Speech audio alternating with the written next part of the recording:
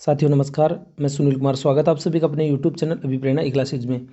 दोस्तों आज से अपन बात कर रहे हैं जो मनोविज्ञान की टेस्ट सीरीज है उनके बारे में। इसके अलावा अपन साथ में जो शैक्षिक परिदृश्य की जो सभी यूनिट्स है उसके भी जो टेस्ट सीरीज अपन डाल रहे हैं उसमें। तो आज से अपन बात करेंगे इसमें जो मनोविज्ञान है उससे संबंधित टॉपिक वाइज महत्वपूर्ण टोटल 30 प्रश्नों की।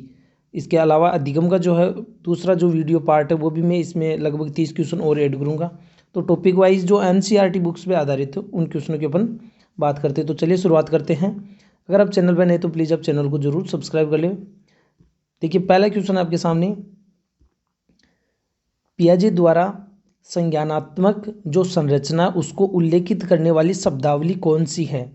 आपके सामने 4 ऑप्शन है, स्कीमा, स्कीम्स, आत्मसातीकरण एवं साम्य धारणा। क्वेश्चन को मैं बार बार कहता हूँ कि जो क्वेश्चन की लैंग्वेज अगर आप समझ लेते हैं तो आपको आंसर देने में आसानी रहेगी। तो इसके अंतर्गत आपको संज्ञानात्मक संरचना जिसे अपन कहते हैं वो क्या है, स्कीमा है। हालांकि जो आपको पता है कि जो जीन पियाजे की ये शब्दावली से संबंधित है चारों वर्ड, तो यहाँ पे आपको संज्ञानात्मक संरचना की बात की है। जो संरचना या अपन कह सकते हैं जो स्ट्रक्चर होता है उसको हम क्या कहते हैं, इसका सही आंसर हो जाएगा स्कीमा। ठीक है, स्कीमा एक ज्ञान का संगठन है, एक संरचना है और उसके आधार पर हम विभिन्न स्कीम्स का यूज़ करते हैं। और उस जो ज्ञान का हमारा जो संगठन है जिसको अपन स्कीमा कहते हैं उसी के माध्यम से हम सूचनाओं को आत्मसात करते हैं एवं समय समय पर उसमें हम संशोधन करते हुए अपन कह सकते हैं उसमें संतुलन बनाने का कार्य करते हैं, जिसको अपन साम्य धारणा या इक्विलिब्रियम भी कहते हैं। नेक्स्ट क्वेश्चन देखिए, नेक्स्ट क्वेश्चन है प्रशिक्षण एवं अभ्यास संबंधित है। देखिए अधिगम का टॉपिक अपना चल रहा है तो उसके अंतर्गत जो अवधारणा है संज्ञानवाद, व्यवहारवाद एवं निर्मितवाद। तो यहाँ पे प्रशिक्षण एवं अभ्यास का विशेषकर जो महत्व है वो किससे संबंधित है, संज्ञानवाद से, व्यवहारवाद से, निर्मितवाद से एवं उपरोक्त सभी से। तो इसका जो सही आंसर हो जाएगा वो है व्यवहारवाद से। ठीक है, जिसको अपन साहचर्यवाद भी कहते हैं, क्योंकि ये जो व्यवहारवादी जो सिद्धांत है या साहचर्यवाद है वो किस पे बल देता है, प्रशिक्षण एवं अभ्यास के ऊपर सबसे ज़्यादा बल देता है। ये बात आपको याद भी होगी कि अधिगम के जो सिद्धांत है उसके अंतर्गत 2 प्रकार के संप्रदाय अपने चलते हैं, व्यवहारवाद एवं गेस्टाल्टवाद। तो जो व्यवहारवाद है या अपन जिसको साहचर्यवाद कहते हैं उसके जो सभी सिद्धांत है उनमें विशेषकर अभ्यास पर बल दिया गया है, बार बार उनको प्रशिक्षण देने पर बल दिया गया है। नेक्स्ट क्वेश्चन देखिए, क्वेश्चन नंबर 3 है, निम्नलिखित में से कौन सा युग्म सही नहीं है। आपके सामने जो इसके अंतर्गत जोड़े में दे रखे हैं इसमें आपको बताना है। पहला प्रतिवादी जो अनुबंधन है वो पावलोव ने दिया है, नैमित्तिक अनुबंधन स्किनर ने दिया है, फिर तलरूप सिद्धांत कूर्ट लेविन ने दिया है और फिर प्रत्याशा सिद्धांत ब्रूनर ने। आपको इसमें से देखना था कि कौन सा युग्म सही नहीं है, तो इसका सही आंसर क्या हो जाएगा। इसका जो सही आंसर आपको पता है वो हो जाएगा प्रत्याशा सिद्धांत। देखिए ये इसका जो जोड़ा है ये इसका सही नहीं है। प्रतिवादी जो अनुबंधन सिद्धांत है जिसको अपन अनुकूलित या अनुबंधित अनुक्रिया सिद्धांत भी कहते हैं पावलोव का, ये सही है। नैमित्तिक अनुबंधन ऑपरेंट कंडीशनिंग जो थ्योरी है वो स्किनर की है। टोपोलॉजी जो थ्योरी है कूर्ट लेविन की है। लेकिन प्रत्याशा सिद्धांत है वो ब्रूनर का नहीं है बल्कि किसका है, टोलमेन का है। तो ये अपन ऑब्जेक्टिव क्वेश्चन करते जाएंगे तो निश्चित रूप से ये कंसेप्ट आपके क्लियर हो जाएंगे और टॉपिक भी आपका तैयार हो जाएगा। ऑब्जेक्टिव क्वेश्चन करना जरूरी है इसमें। तो यहाँ पे देखिए नेक्स्ट क्वेश्चन है, व्यवहार के कारण व्यवहार में होने वाले जो परिवर्तन है वो अधिगम कहलाता है। ये परिभाषा किसकी है, गेट्स की, वुडवर्थ की, क्रो एवं क्रो की और गिलफोर्ड की। तो इसका जो सही आंसर क्या होगा, इसका सही आंसर हो जाएगा गिलफोर्ड। व्यवहार के कारण व्यवहार में होने वाला जो परिवर्तन है वो अधिगम कहलाता है। ये परिभाषा किसकी है, गिलफोर्ड की।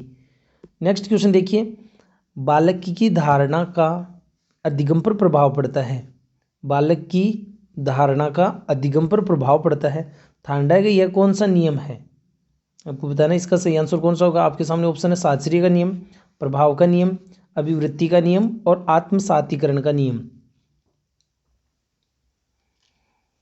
तो बालक की जो धारणा है या अपन कह सकते हैं उसकी सोच, उसकी जो वृत्ति है उसका जो प्रभाव पड़ता है ये अपन देखते भी अधिगम पर सीखने पर बालक की जो मनोवृत्ति है उसका प्रभाव पड़ता है। तो ये बात कहता है अधिगम का जो गौण नियम है, ठीक है। मुख्य नियम 3 है, तात्पर्यता, अभ्यास और प्रभाव का नियम। तो ये गौण नियम इस बात का अपन कह सकते हैं समर्थन करता है कि अभिवृत्ति जो है धारणा का व्यक्ति के सीखने पर भी प्रभाव पड़ता है। अगर सीखने के दौरान उसकी जो मनोवृत्ति है, धारणा है, अगर सामने वाली जो विषय वस्तु है, शिक्षक उसके प्रति सकारात्मक है तो वो उसका सीखना आसान होगा। अगर धारणा उसकी विषय वस्तु के प्रति या शिक्षक के प्रति नकारात्मक है तो वह उसी अनुपात में सीख पाएगा। नेक्स्ट क्वेश्चन है, अधिगम को प्रभावित करने वाला कारक नहीं है।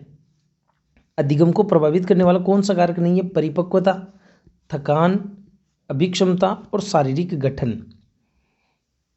क्वेश्चन बिल्कुल इजी है। अगर आप इन कोई नई चीज़ें इसके अंतर्गत है नहीं, जो चीज़ें आप पढ़ते आ रहे हैं उसी से रिलेटेड क्वेश्चन है। तो अधिगम को प्रभावित करने वाला कौन सा कारक इनमें नहीं है? तो देखिए, परिपक्वता जो है सीखने को प्रभावित करती है कि जब बालक कोई परिपक्व ही नहीं है तो वो कैसे सीख पाएगा। दूसरी है थकान, सीखने को प्रभावित करती है। अभिक्षमता है, ठीक है, और यानी अगर व्यक्ति, अभिक्षमता को अपन कह सकते हैं एक तरीके से व्यक्ति की जो जन्मजात योग्यता है, कौशल है, ठीक है, जिस कार्य को करने के लिए वो पैदा हुआ है, ठीक है, तो वो चीज़ अभिक्षमता कहलाती है। तो व्यक्ति में अपन कह सकते हैं कि जिस क्षेत्र में वो कोई सीखना चाह रहा है, अगर उसी क्षेत्र में उसकी अभिक्षमता होगी तो वो उस कार्य को आसानी से और कम अभ्यास के माध्यम से सीख पाएगा। तो ये सब चीज़ें अधिगम को प्रभावित कर रही है, ठीक है। अभिक्षमता होगी तो वो उस कार्य को जल्दी सीख लेगा, अभिक्षमता नहीं होगी तो वो उसको सीखने में देरी लगाएगा। तो यहाँ पे ये जो है शारीरिक गठन अपन कह सकते हैं अधिगम को प्रभावित करने वाला कारक नहीं है। यानी शरीर की जो बनावट होती है वो सीखने को प्रभावित नहीं करती। क्यों? क्योंकि सीखना एक संज्ञानात्मक बौद्धिक प्रक्रिया है, ठीक है। उसके पर सीधा प्रभाव किसका पड़ता है?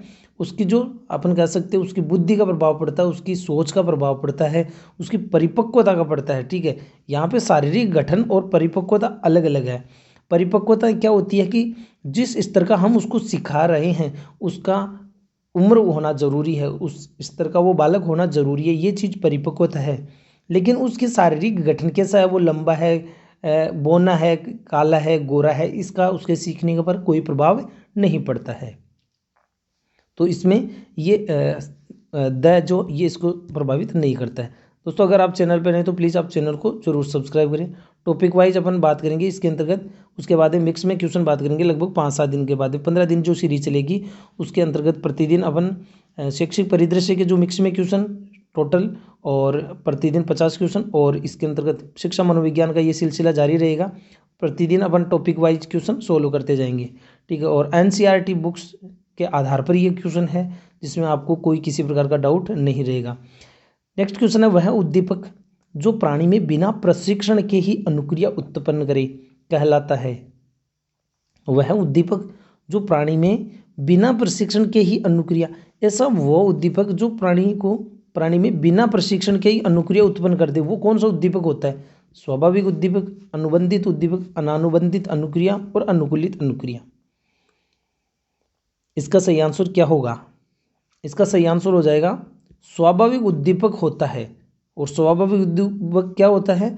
वह उद्दीपक होता है जो प्राणी में बिना प्रशिक्षण के ही अनुक्रिया उत्पन्न कर दे। जैसे मिठाई आने पर लार का आना, यहाँ पे मिठाई क्या है? स्वाभाविक उद्दीपक है। और मिठाई की विशेषता क्या है?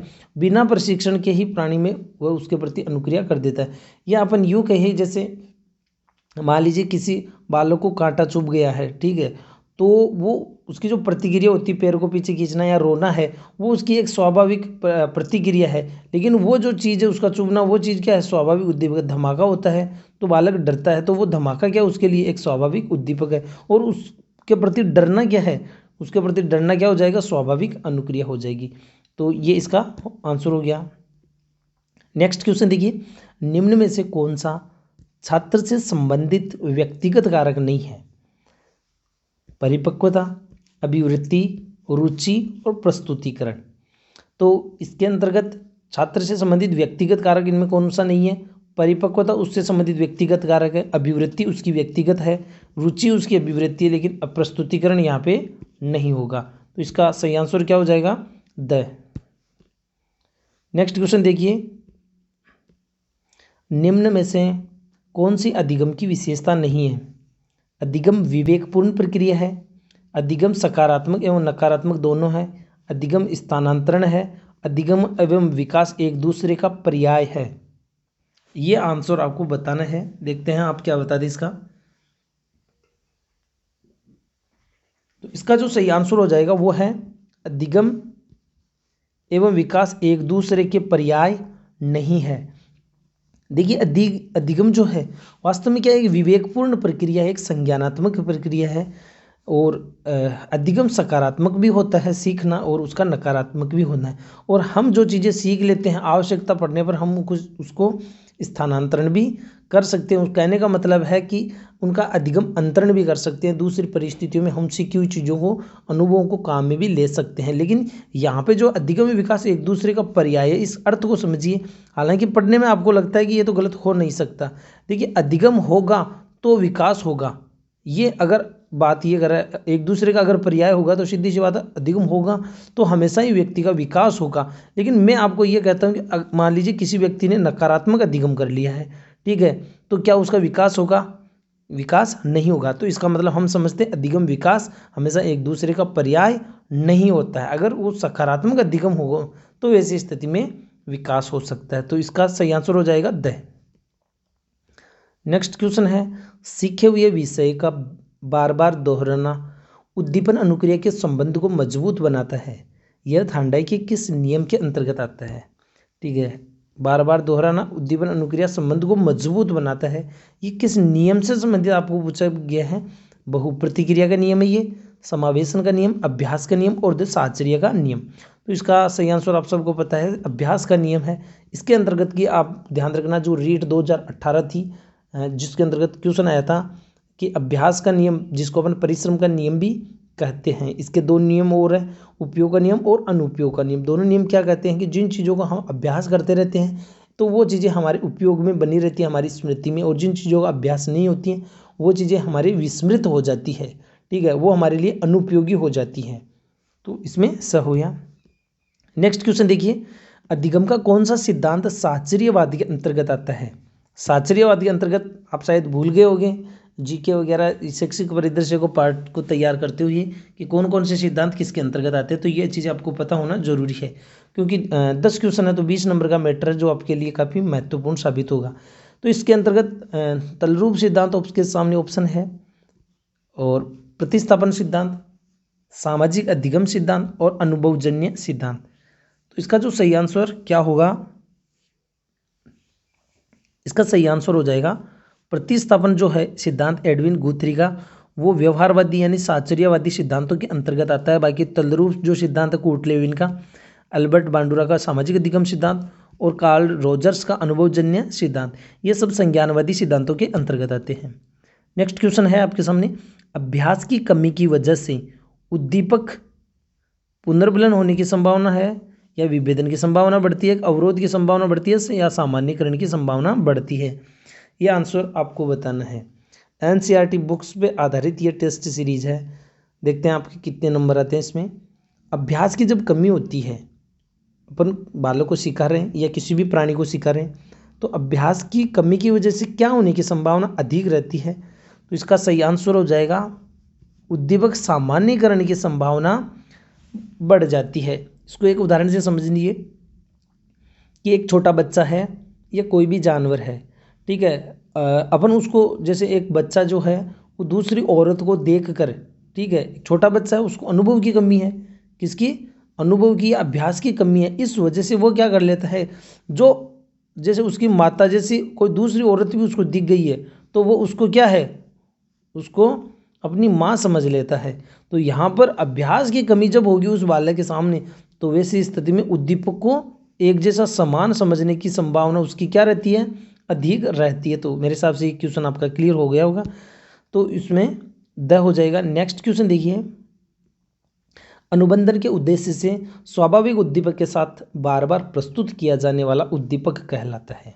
क्वेश्चन की लैंग्वेज अगर आप समझ लेते हैं तो आपके कहीं कोई दिक्कत नहीं होगी। और मैं एक ही चीज़ कहता हूँ कि इस एग्ज़ाम में आपको सिलेक्शन लेना है तो क्वेश्चन की लैंग्वेज को समझने पर आप ज़्यादा ध्यान दो। क्वेश्चन जब तक आप नहीं समझ लेते हो आप ऑप्शन को मत देखो, क्योंकि उनका कोई औचित्य नहीं है। उस पर आप एक एक 5-5 10-10 सेकंड भी खराब करते हो ऑप्शन को देखने में, तो पूरा पेपर में लगभग आपके 10 से 15 मिनट आप बचा सकते हो।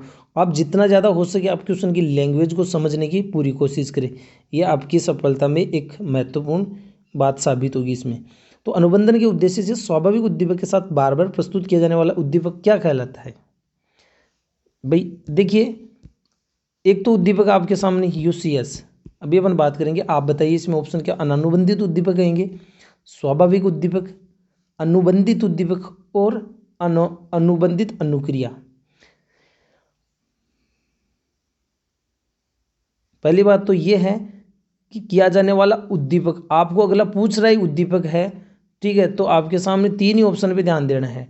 अब बात यहाँ पे ये है कि अनुबंधन के उद्देश्य स्वाभाविक उद्दीपक के साथ, स्वाभाविक उद्दीपक क्या है यहाँ पे? भोजन। तो भोजन के साथ कौन सा उद्दीपक प्रस्तुत करते हैं अपन बार बार अनुबंधन के उद्देश्य, ठीक है, कंडीशनल स्टिमुलस, यानी भोजन के साथ हम प्रस्तुत करते हैं घंटी, और घंटी को क्या कहते हैं अपन? घंटी को कहते हैं कंडीशनल स्टिमुलस। ये भोजन आप सबको पता है, ये स्वाभाविक उद्दीपक है। भोजन क्या है? स्वाभाविक उद्दीपक। तो ये घंटी क्या है? घंटी अस्वाभाविक उद्दीपक है, अस्वाभाविक उद्दीपक है, ठीक है। या अपन इसको क्या कह सकते हैं? अनानुबंधित, सॉरी, इसको क्या कह सकते हैं? घंटी जो है अनुबंधित उद्दीपक है। घंटी को हम क्या कहेंगे? अनुबंधित उद्दीपक कहेंगे हमेशा ही, अनुबंधन से पहले भी और अनुबंधन से बाद भी। क्यों? क्योंकि हम इससे अनुबंधन करवा रहे हैं, ठीक है। भोजन के प्रति क्या अनुबंधन करवाना, उसके साथ तो पहले से उसका अनुबंधन है, ठीक है, वो उसके लिए स्वाभाविक उद्दीपक। लेकिन अनुबंधन हम किससे करवा रहे हैं? घंटी से अनुबंधन अपन करवा रहे हैं, तो वो यहाँ पे अनुबंधित उद्दीपक है। तो इस ऑप्शन में आप देखिए घंटी की बात की जा रही है कि इसके साथ जो चीज़ बार बार प्रस्तुत की जाती है वो क्या कहलाता है? तो वो ऑप्शन आपके सामने ये है। वो अस्वाभाविक उद्दीपक आपके सामने ऑप्शन में हो सकता है या अनुबंधित उद्दीपक।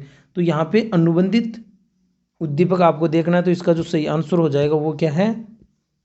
अनुबंधित उद्दीपक, ठीक है। फिर भी अगर आपको कोई क्वेश्चन में डाउट रहे तो आप कमेंट बॉक्स में कमेंट कर देना, और टेलीग्राम ग्रुप से भी आप जुड़ सकते हैं, टेलीग्राम चैनल से। क्वेश्चन है, स्किनर ने अधिगम के किस सिद्धांत को अधिगम का सर्वश्रेष्ठ सिद्धांत कहा है? स्किनर जो है उन्होंने अधिगम के पहली बात तो ये आपको पता होना जरूरी है, जो स्किनर है वो व्यवहारवाद में मौलिक मनोवैज्ञानिक या मौलिक अपन कह सकते हैं व्यवहारवादी कहलाते हैं। स्किनर मौलिक व्यवहारवादी कौन कहलाते हैं?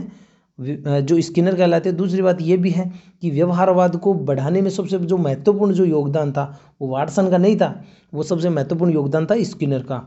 और यहाँ पे बात की जा रही है कि स्किनर ने कौन से सिद्धांत को अधिगम का सर्वश्रेष्ठ सिद्धांत कहा? आपके सामने ऑप्शन है अनुबंधित अनुक्रिया सिद्धांत पावलोव, तलरूप सिद्धांत कोर्टलेविन, अनुभवजन्य सिद्धांत कार्ल रोजर्स और प्रबलक सिद्धांत हेल।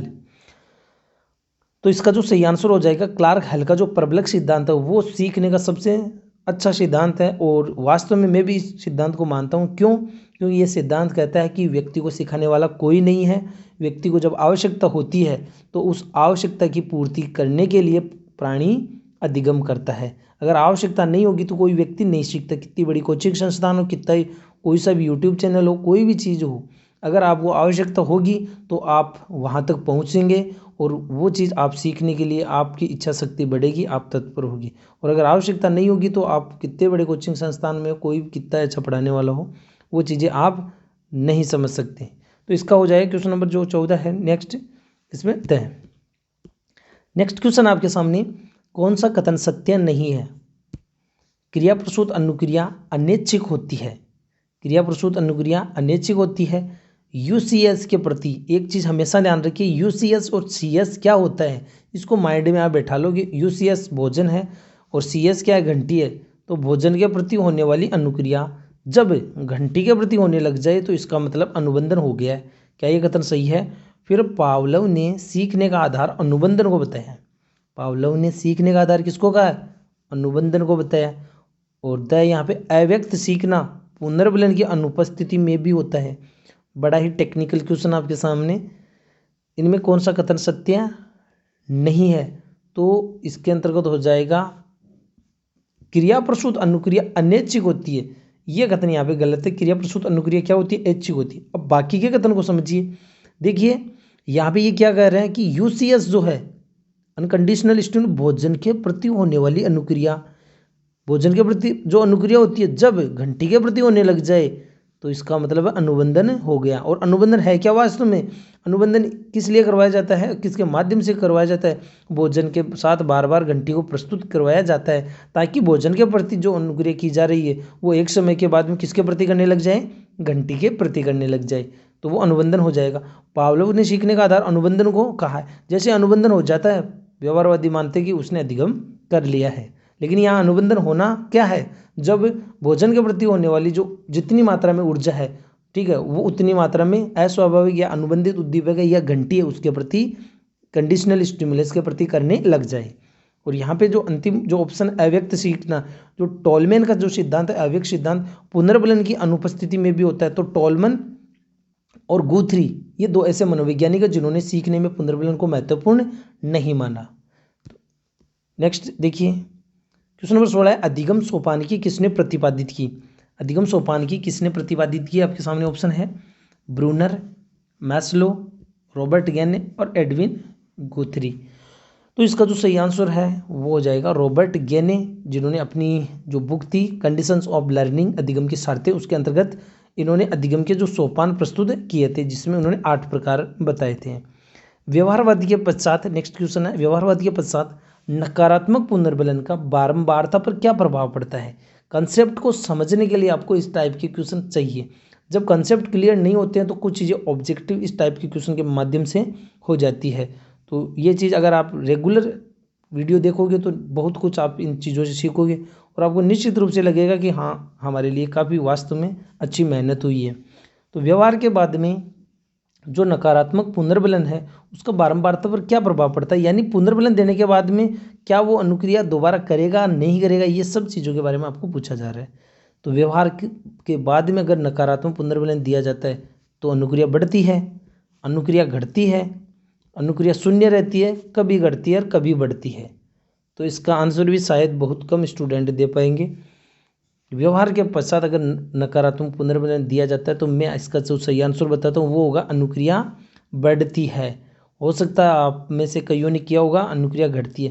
पहली बात आपको समझनी होगी, अगर पुनर्बलन और दंड जो है उसके बीच का अंतर क्या है, और सकारात्मक पुनर्बलन, नकारात्मक पुनर्बलन, सकारात्मक दंड, नकारात्मक दंड, इन चारों के बीच में क्या अंतर है, माइनर डिफरेंस है। तो आप चैनल पे आप वीडियो भी डाल रखा है तो उस वीडियो को आप ज़रूर देखें, इससे हर एग्जाम में 1-2 क्वेश्चन पूछे जाने की पूरी संभावना रहती है। और कंसेप्ट क्लियर करने के लिए ये चीज़ें जरूरी है, क्योंकि अधिगम का कोई भी सिद्धांत आप ले लो, चाहे थांडाई पावलोव, उसमें पुनर्बलन का कहीं ना कहीं योगदान है। तो ये चीज़ आपको पता होना जरूरी है। देखिए एक चीज़ ध्यान रखिए कि पुनर्बलन हो चाहे वो नकारात्मक हो चाहे नकारात्मक चाहे सकारात्मक हो, दोनों में ही अनुक्रिया बढ़ती है। लेकिन नकारात्मक क्या होता है, व्यक्ति उससे बचने के लिए उसकी अनुक्रिया बढ़ती है, ठीक है, उससे बचना चाहता है, इसलिए बचने के लिए उसकी जो अनुक्रिया बढ़ती है वो नकारात्मक पुनर्बलन के अंतर्गत होती है। तो इसके अंतर्गत क्वेश्चन नंबर जो 17 है उसके अंतर्गत ए हो जाएगा। नेक्स्ट क्वेश्चन देखिए, छोटे बच्चों के व्यवहार को नियंत्रित किया जा सकता है किसके द्वारा? पुनर्बलन के द्वारा, स्वतंत्रता से, प्रेरणा से, उपरोक्त सभी। छोटे बच्चे जो होते हैं उसके व्यवहार को आप कैसे कंट्रोल करोगे, कैसे उसको नियंत्रित करोगे? तो इसका जो सही आंसर होगा वो हो जाएगा पुनर्बलन के द्वारा। आप में से कईयों ने गलत किया ये, ठीक है, क्योंकि आपने सोचा है कि ये सब पॉजिटिव लग रहे हैं पढ़ने के दौरान, लेकिन ये चीज़ क्वेश्चन का माइनर आपको डिफरेंस पता होना जरूरी है। छोटे बच्चे जो होते हैं उनके व्यवहार को कंट्रोल करने वाली चीज़ें कौन सी? तो कंट्रोल जो करने वाली चीज़ें होती है वो दोनों तरफ होती है, पॉजिटिव और नेगेटिव, ठीक है। कंट्रोल जो होता है उसके अंतर्गत क्या चीज़ें होती हैं, अगर बालक कोई व्यवहार अच्छा करे तो आप उसको सकारात्मक पुनर्बलन, और अगर अच्छा व्यवहार नहीं करे तो आप उसको दंड या नकारात्मक पुनर्बलन देंगे। दोनों चीज़ दोनों तरफ होगा, उसमें दोनों चीज़ें होगी उसमें। यहाँ पे बात की जाती है क्या हम बालक को स्वतंत्रता देकर उसको कंट्रोल थोड़ी कर सकते हैं, नहीं कर सकते। मोटिवेशन क्या करता है, एक दिशा में चलता है, उसको सिर्फ आगे बढ़ाने का कार्य करता है, ठीक है, उसको रोका नहीं जा सकता। लेकिन कौन सी चीज़ है जो आगे भी बढ़ा सकती है और रोक भी सकती है, तो वो चीज़ है पुनर्बलन। वो चीज़ क्या है, पुनर्बलन। पुनर्बलन जो है अच्छा व्यवहार करे तो आप उसको आगे बढ़ा सकते हैं उस व्यवहार को, और अगर अच्छा व्यवहार नहीं करे तो आप उसको नकारात्मक पुनर्बलन देकर उसको उस कार्य से पीछे हटा भी सकते हैं। तो यहाँ पे व्यवहार को नियंत्रित किसके माध्यम से किया जाता है? प्रेरणा के द्वारा बालक को सिर्फ और सिर्फ आगे बढ़ाया जाता है, न कि उसको कंट्रोल किया जाता है। नियंत्रण का मतलब यहाँ पे कंट्रोल, तो इसका हो जाएगा अ। नेक्स्ट क्वेश्चन देखिए, पावलोव के अनुप्रयोग में अनुबंधन जो है अस्वाभाविक उद्दीपक वह सॉरी केवल वही है यहाँ पे। पावलोव के अनुप्रयोग में अनुबंधन किसमें होता है? अस्वाभाविक उद्दीपक व स्वाभाविक उद्दीपक के बीच होता है, जबकि क्रिया प्रसूत अनुबंधन में अनुबंधन किसके बीच होता है? अनुक्रिया के और पुनर्विलन के बीच में।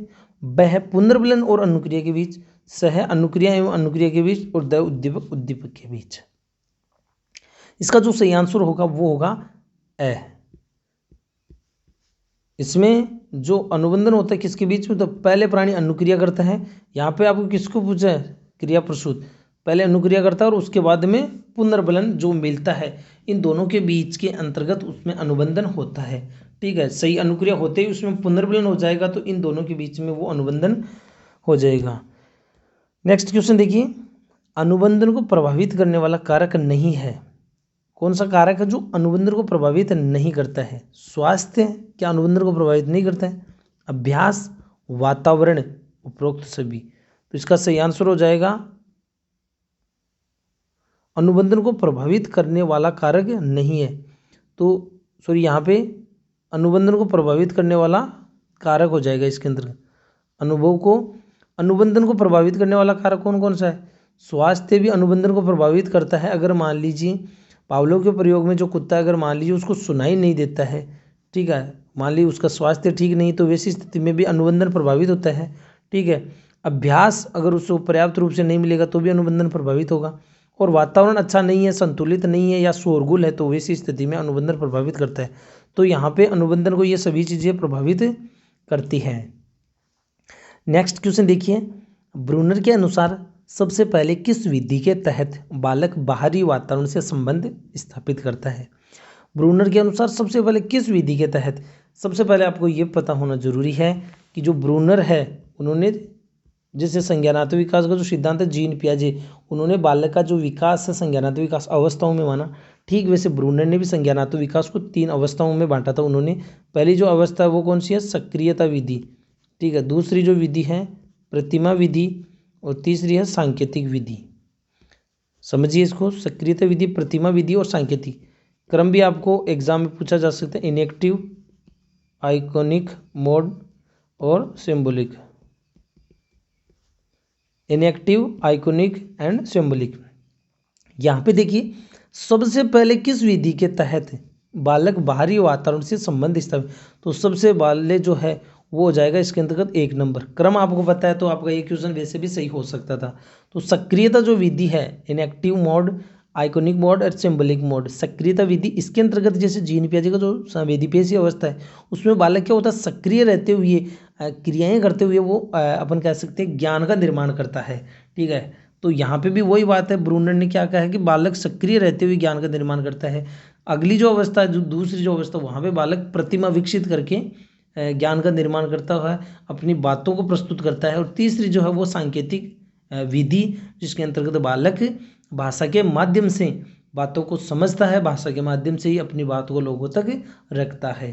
तो इसके अंतर्गत ध्यान रखना इसका क्रम सक्रियता विधि, प्रतिमा विधि एवं सांकेतिक विधि। तो यहाँ पे आपको पूछा गया था कौन किसके बारे में? आपको पूछा गया किस विधि के तहत बालक बाहरी वातावरण से सबसे पहले संबंध स्थापित करता है। ठीक है, तो इसके अंतर्गत हो जाएगा सक्रियता विधि। नेक्स्ट क्वेश्चन आप देखिए, इसी से संबंधित क्वेश्चन है, ब्रूनर के अनुसार किस अवस्था में बालक अपनी अनुभूतियों को अपने मन में कुछ प्रतिमाएं बनाकर प्रकट करता है? तो देखिए क्वेश्चन अपने आप में इजी है, लेकिन जब कॉन्सेप्ट क्लियर नहीं होगा तो आपका गलत होगा। अभी मैंने कॉन्सेप्ट क्लियर कर दिया तो अब आप तुरंत समझ जाओगे सक्रियता विधि, प्रतिमा विधि और सांकेतिक विधि। तो प्रतिमा विधि कौन सी थी? वहाँ पे दूसरी अवस्था में थी। ठीक है, और प्रथम पे कौन सी थी? सक्रियता विधि, दूसरी पे प्रतिमा और तीसरी पे सांकेतिक, चौथी तो उसने ब्रूनर ने कोई अवस्था भी नहीं बताई। आपको ये भी पूछा जा सकता है ब्रूनर ने संज्ञानात्मक विकास की कितनी अवस्थाओं की चर्चा की है? तो ध्यान रखिए वहाँ पे आपको बताना है केवल 3 अवस्था। नेक्स्ट क्वेश्चन देखिए, पावलोव के अनुसार अनुबंधन क्या है? इसका आंसर आपको बताना है स्वाभाविक उद्दीपक के प्रति स्वाभाविक अनुक्रिया का होना, अस्वाभाविक उद्दीपक के प्रति अस्वाभाविक अनानुबंधन अनुक्रिया का होना, थर्ड अस्वाभाविक उद्दीपक के प्रति स्वाभाविक के जैसी अनुक्रिया का होना, और द है उपरोक्त सभी। अनुबंधन वास्तव में है क्या चीज़, ये चीज़ आपको टॉपिक को समझने से पहले आपको ये बात समझ में आना जरूरी है। तो देखिए इसका सही आंसर हो जाएगा स। अस्वाभाविक उद्दीपक के प्रति कैसी अनुक्रिया जब स्वाभाविक के जैसी होने लग जाए, तो इसका मतलब हम कहेंगे वो क्या है, अनुबंधन कहलाता है। तो इसका सही आंसर हो जाएगा स। क्वेश्चन नंबर 24 है, एडविन गुथरी के अनुसार पुनर्बलन आवश्यक है किस लिए। एडविन गुथरी और टोलमैन दो ऐसे मनोवैज्ञानिक हैं जिन्होंने सीखने में पुनर्बलन को महत्वपूर्ण नहीं माना, लेकिन यहाँ पे उन्होंने पुनर्बलन का महत्व माना था, सीखने में नहीं माना था लेकिन पुनर्बलन को महत्वपूर्ण माना था। तो किस रूप में माना था, यहाँ पे आपको पूछा जा रहा है एडविन गुथरी के संदर्भ में। अधिगम के लिए, पुनरावृत्ति के लिए, सूझ के लिए और प्रत्यक्षीकरण के लिए। तो इसका आंसर आपको बताना है, देखते हैं क्या बताते हैं आप। इसका जो आंसर हो जाएगा वो हो जाएगा ब, पुनरावृत्ति के लिए। पुनर्बलन जो है, चीज़ें व्यक्ति भूले नहीं, इसलिए समय समय पर अगर उसको पुनर्बलन मिलता रहेगा तो वो उन चीज़ों को पुनरावृत्ति रिपीटेशन करता रहेगा। नेक्स्ट क्वेश्चन आपके सामने, अभ्यास के अभाव में अन्य अस्वाभाविक उद्दीपक के प्रति सामान्यीकरण की जो संभावना है, अभ्यास के अभाव में अन्य अस्वाभाविक उद्दीपक के प्रति सामान्यीकरण की संभावना घट जाती है, बढ़ जाती है, कोई प्रभाव नहीं पड़ता, कभी घट जाती है कभी बढ़ जाती है। इसका सही आंसर होगा अभ्यास के अभाव में अन्य जो उद्दीपक उसके प्रति सामान्यीकरण, जनरलाइजेशन की संभावना पर क्या प्रभाव पड़ता है। इसका सही आंसर हो जाता है बढ़ जाती है। अभ्यास, मैंने उदाहरण दिया था आपको पहले, वहाँ पे एक बच्चा जो है दूसरी औरत को अपनी माँ समझ लेता है, क्यों, अभ्यास के अभाव में। तो वो सामान्यीकरण की अपन कह सकते हैं उसके समान समझने की जो संभावना बढ़ जाती है। नेक्स्ट क्वेश्चन, निम्न में से कौन सा अधिगम का उदाहरण नहीं है। अधिगम का उदाहरण कौन सा नहीं है, चोरी करना, झूठ बोलना, दर्द होने पर रोना और छोटे बच्चों द्वारा मूर्त वस्तुओं के नाम बताना। छोटे बच्चों द्वारा मूर्त वस्तुओं के नाम बताना। तो देखिए इसका जो सही आंसर हो जाएगा वो है स। इसका सही आंसर क्या हो जाएगा, स। देखिए यहाँ अधिगम का उदाहरण नहीं, देखिए चोरी करना व्यक्ति सीखता है, झूठ बोलना भी व्यक्ति सीखता है, और छोटे बच्चे मूर्त वस्तुएं जो उसके सामने उनका नाम बताना भी व्यक्ति सीखता है, लेकिन दर्द होने पर रोना व्यक्ति सीखता नहीं है, क्योंकि ये क्या है, स्वाभाविक है। ये क्या है, स्वाभाविक है। नेक्स्ट क्वेश्चन देखिए, अधिगम का वक्र कौन सा है जिसमें अधिगम की मात्रा प्रारंभ में कम एवं अंत में तीव्र होती है। नतोदर वक्र, उन्नतोदर वक्र, ऐस वक्र एवं सरल रेखीय वक्र। दोस्तों यहाँ पे आप जो शैक्षिक परिदृश्य से संबंधित महत्वपूर्ण जो क्वेश्चन है वो भी आप देख सकते हैं। यहाँ पे शिक्षण अधिगम के नवाचार, उसका जो वीडियो है व्याख्या एवं उसकी टेस्ट सीरीज, दोनों ही यहाँ पे महत्वपूर्ण क्वेश्चन डाल रखे हैं। एग्जाम में 100% आपको इनसे काफ़ी बेनिफिट होगा। आप सभी वीडियो को देखिए, और इस एग्ज़ाम अब आपके नज़दीक है तो इस समय सिर्फ अपनी तैयारी पर आत्मविश्वास रखें, ऑब्जेक्टिव क्वेश्चन ज़्यादा से ज़्यादा सोल्व करें, और जो अपन कह सकते हैं ऑथेंटिक जो चैनल है, जिनको खुद को अच्छा विषय का नॉलेज है, जिनकी अच्छी पकड़ है, उन्हीं के माध्यम से देखें। क्योंकि आप सबको पता है ये चीज़, ये कोई मेरे स्वार्थ की बात नहीं। यूट्यूब पर काफ़ी चैनल है, तो यहाँ पे आपको पहले आपको परख करनी होगी कि कहाँ पे कौन कैसा मैटर दे रहा है।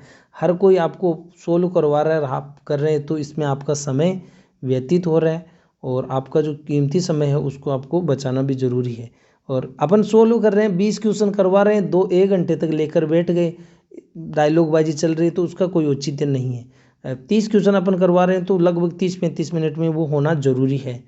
ठीक है, तो इसका जो सही आंसर हो जाएगा वो है नतोदर वक्र।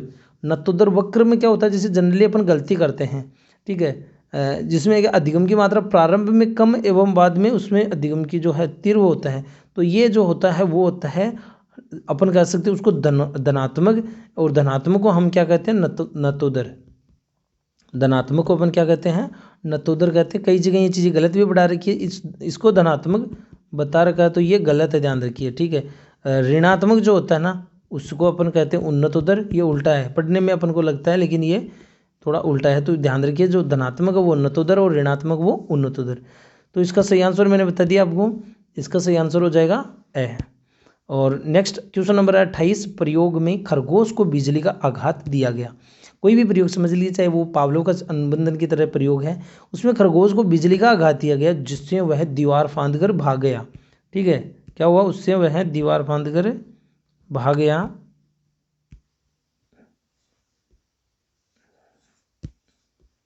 यहाँ पे आपको पूछा जा रहा है कि यहाँ पे बिजली का आघात को आप क्या कहोगे, अनुबंधित उद्दीपक कहोगे, उसको अस्वाभाविक उद्दीपक कहोगे, अनानुबंधित उद्दीपक कहोगे, उपरोक्त सभी। इसका सही आंसर क्या होगा, इसका जो सही आंसर है वो हो जाएगा अनानुबंधित उद्दीपक। देखिए, जिन चीज़ों के प्रति हम स्वाभाविक रूप से प्रतिक्रिया करते हैं वो सब उद्दीपक क्या कहलाते हैं, स्वाभाविक उद्दीपक कहलाते हैं। और जो स्वाभाविक उद्दीपक उसको हम क्या कह सकते हैं, अनानुबंधित उद्दीपक भी कह सकते हैं। जबकि यहाँ पे जो अनुबंधित उद्दीपक क्या है, वो है घंटी। तो यहाँ पे बिजली का जो आघात है वो किसी को भी लगेगा, वो सीधी सी बात है वहाँ से भागेगा ही। ठीक है, उससे पीछा ही छुड़वाएगा। तो वो उद्दीपक कौन सा, वो स्वाभाविक उद्दीपक है।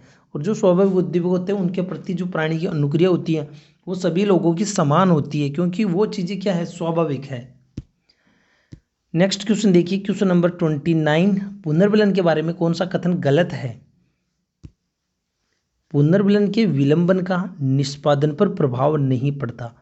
पुनर्विलन अगर किसी को देरी से दिया जाता है तो उससे कोई प्रभाव नहीं पड़ता उसके रिजल्ट पे। फिर अब पुनर्विलन मिलने में विलंब होने से अनुबंधन में तेजी से ह्रास होता है। ठीक है, पुनर्विलन के विलंबन का निष्पादन पर प्रभाव पड़ता है। और फिर पुनर्विलन की मात्रा जो है अधिगम को भी प्रभावित करती है। ठीक है, अब इसको समझिए, इसका सही आंसर क्या होगा। तो दोस्तों इसका जो सही आंसर हो जाएगा वो पुनर्विलन के बारे में ये जो पहला वाला कथन है, पहला जो कथन है वो सही नहीं है, बाकी सब कथन सही है। क्या है, अगर पुनर्विलन को मिलने में विलंब हो रहा है तो अनुबंधन में तेजी से ह्रास होगा। जैसे अभी कोई अनुक्रिया की और उसके 2 घंटे बाद में अनुबंधन पुनर्विलन दिया जा रहा है तो उसके बीच का जो रिलेशन है वो खत्म हो जाएगा।